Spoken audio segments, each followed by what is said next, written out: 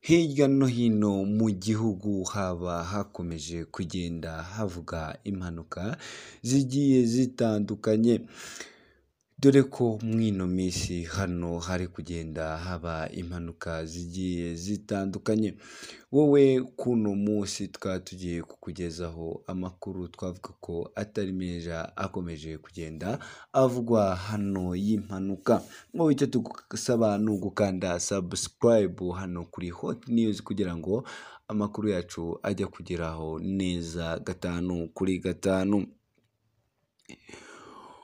K'uyu munsi impanuka zikomeje kwiyongera, dore ko ari ihurizo ku nyungu z'ibigo by'ubwishingizi.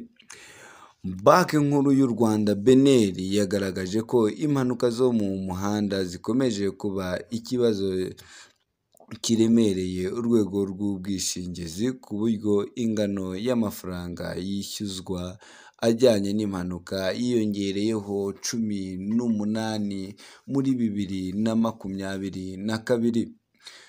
K'uyu wa gatatu nibwo BNR yatangaje ko politiki y'ifaranga na politiki igamije ubutajegajega bw'urwego rw'imari zihagaze muri ibi bihe birimo kurangwa n'izamuka riri hejuru y'ibiciro ku masoko n'izindi mpungenge z'ubukungu. Imibare ya Banki nkuru y'u Rwanda ariyo BNR igaragaza ko urwego rw'ubwishingizi rwakomeje kwaguka, kuko umutungo mbere warwo wazamutseho 17% ukagera kuri miliyoni 824 z'amafaranga y'u Rwanda mu Ukuboza 2022, uvuye kuri miliyoni 701 y'amafaranga y'u Rwanda Ukuboza 2021. Urebye mu bwishingizi rusange, igice kinini kigizwe n'ubwishingizi bw'ibinyabiziga n'ubwishingizi bwo kwivuza byihariye. 63% by'imisanzu muri iki cyiciro na 27% by'imisanzu yose y'ubwishingizi. BNR yakomeje iti amafaranga asabwa kwishyurwa abariye ku misanzu yatanzwe yagabanyutse mu bigo byigenga ava kuri 67% agera kuri 62% mu Ukuboza 2022. Ariko imibare yazamutse mu bwishingizi bw'ibinyabiziga, ubwiyongere bwayo bushingiye ku kwiyongera kw'impanuka n'izamuka ry'ibiciro by'ibikoresho bisimbura ibindi byakozwe. Iyi mibare yerekana ko kugeza mu Ukuboza 2022 abantu bishwe n'impanuka bari 729, ugereranyije na 655 bapfuye kugeza mu Ukuboza 2021 na 687 kugeza mu Ukuboza 2020. Muri rusange abakoresha imihanda bakoze impanuka bari 6351 kugeza mu Ukuboza 2020 ho haje kuboneka 14591 kugeza mu Ukuboza 2021 n'ibihumbi 17,179 kugeza mu Ukuboza 2022.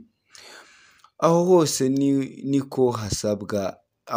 niko hasabwa amafaranga yo kwishyurwa ibyangijwe, ku buryo amafaranga yasabwe kubera ubwishingizi bw'ibinyabiziga yazamutse akava kuri miliyari 21 na miliyoni 1 y'amafaranga y'u Rwanda, ni ukuvuga kugera kuri 63% mu Ukuboza 2021, ukugeza kuri miliyoni 24 n'ibihumbi 900 mu Ukuboza 2022. Umubare w'abantu bagwa mu mpanuka nawo wakomeje kwiyongera.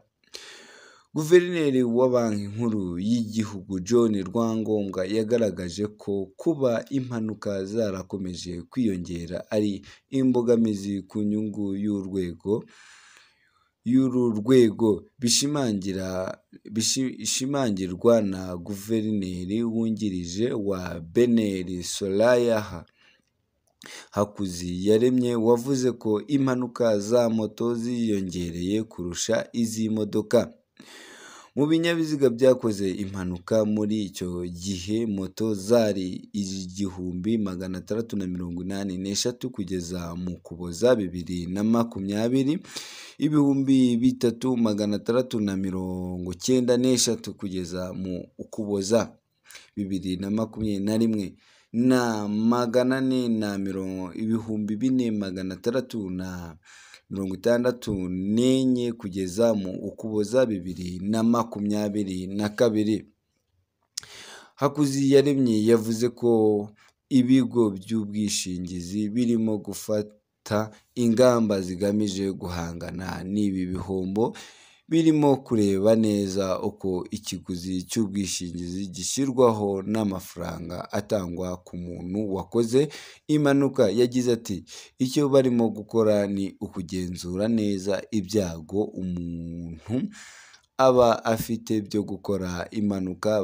Barebye mu myaka yashize impanuka yagize icyo bizafasha. Ikindi kirimo gukorwa ni ukureba itegeko rireba kwishyura abantu bagize impanuka. Ni amafaranga usanga arengereye. Ibyo ni ibintu bikiri mu biganiro twumva bizafasha urwego rw'ubwishingizi kugira ngo ayo mafaranga batanga ayo bahaye impanuka agabanuke, ntibagakomeze kujya mu bihombo.